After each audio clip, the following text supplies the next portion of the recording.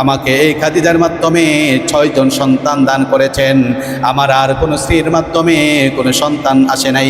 আমার 2 জন ছেলে সন্তান আব্দুল্লাহ এবং কাসেম, 2 জন পুত্র আর 4 জন মেয়ে।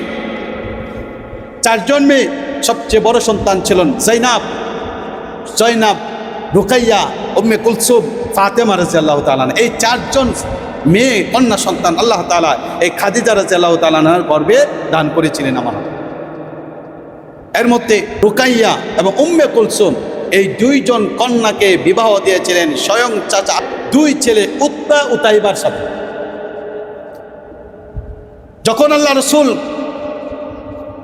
নবুয়ত দাবি করলেন, তখন এই আবু লাহাব তার 2 ছেলেকে চাপ প্রয়োগ করলো, যেহেতু আমার ভাতিজা মুহাম্মদ আমাদের ধর্ম ত্যাগ করেছে, সুতরাং তার সাথে আমাদের সম্পর্ক বিচ্ছিন্ন করতে হবে।